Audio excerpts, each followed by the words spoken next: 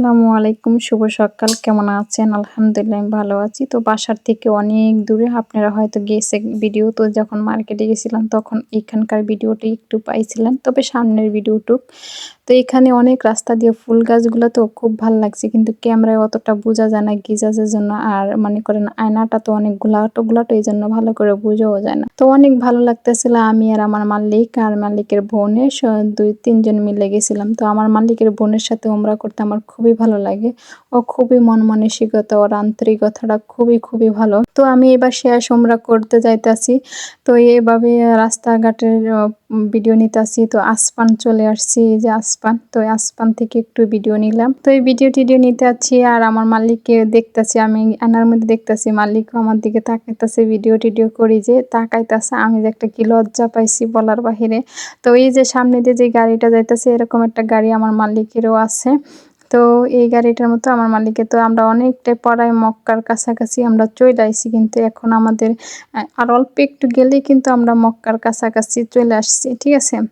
তো এই যে আমি এখান দিয়ে এই সাইড দিয়ে একটু জানলা দিয়ে ভিডিও নিছি, তখনই দেখি যে মালিকে আয়নার ভিতরে চাইতেছে আমারে।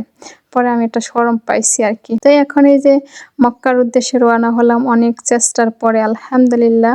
তো চেষ্টা করার পরে যখন পরে গাড়ি পার্ক হবে, এখন গাড়িটা কিছুক্ষণের জন্য পার্ক হবে। আর এদিক দিয়ে মনে করেন ওই যে মক্কার মিনারটা দেখা যায়। তো আমি একবার নিতে পারি নাই, গাড়ি চলতে গেছে ক্যামেরা ওপেন করতে পরে সামনে আরেকটু গেলেই মনে করেন যে ওই যে ক্যামেরার ইয়াটা কইরে আমি নিতেছি, মানে অনেক ধাক্কি লাগতেছে। আর রাস্তার মধ্যে জানি এটি কি বুঝছেন, তার কারণে কিন্তু ওই ধাক্কি লাগতেছে। তো সেই কারণে এখন কিন্তু এই যে আইসা পড়ছি, এই যে এখন আমরা এখানে গাড়িটা পার্ক করব। তো এই যে ওই যে দেখা যায় মিনারটা, কাবাগরের মিনারটা দেখা যায়। তো এই যে আমরা গাড়ি পার্ক করলো আর আমি এই যে ভিতরে ঢুকে গেছি।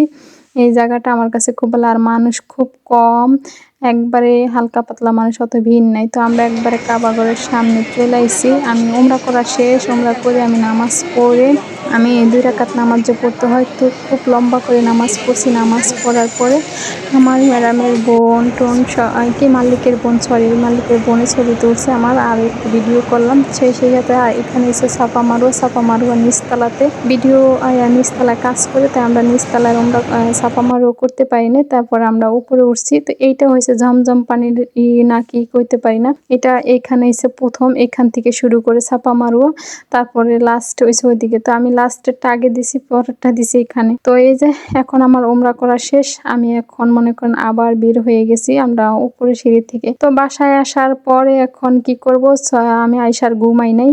তো দেখি শরীর ভালো লাগতেছে, ঘুমও ধরতেছে না, গাড়ির মধ্যে ঘুমাইছি। তো আমি এখন রসুন গুলা ভিজাই রাখছিলাম 1 ঘন্টার মতো, আস্তে ভিজাইছি। আমি আবার ওই যে ভাঙ্গা ভিজাই নেই তাড়াহুড়ার লেগে। আর এখানে কতগুলো আদা নিয়ে নিচ্ছি, পরে 2 কিলো 1.5 কিলোর মতো আদা আর রসুন সব মিলাই 2-3 কিলোর মতো হয়ে গেছে। তো এগুলো সব কুচি কইরা ব্লেন্ডার কইরা এখন দেখেন এগুলো সব ব্লেন্ডার করছি। ব্লেন্ডার করে ওটা চামচ দিয়ে মিশাইছি কেন, আর আদা আর রসুন আলাদা হয়ে গেছে তো ব্লেন্ডার করা কিছুটা, এই জন্য আর কি এগুলোটা চামচ দিয়ে ভালো করে সুন্দর করে মিশাইতেছে, একবারে ফিনিশ পাটায় বাসার মতো। তো এখন এগুলারে আমি প্যাকেট করছি, ওয়ার দিয়ে আমার কাগজটি ছিঁড়া দিছে, আর আমিও এগুলারে প্যাকেট করছি এক চামচ করে, যেন ম্যাডামে 2-3 মাস 3-4 মাস ম্যাডামে খাইতে পারবো এটা। পরে নতুন সকলা কাজের মেয়ে আসলে হয়তো বা আসবে। তো আমার বাসার থেকে কেরা কাজের মেয়ে আসবে, আমি দিতাছি কাজের মেয়ে। তো আমার পছন্দের একজনই কাজের মেয়েকে আমি দিতাছি। তো এই জায়গা দিয়ে কাপড় চোপড়ও ধুইতাছি, মানে বাড়ি জামু, মানে কাজেরও অভাব নাই, কাজ আর শেষ করতে পারি না। সবাইকে অসংখ্য ধন্যবাদ আমার ভিডিওটা দেখার জন্য,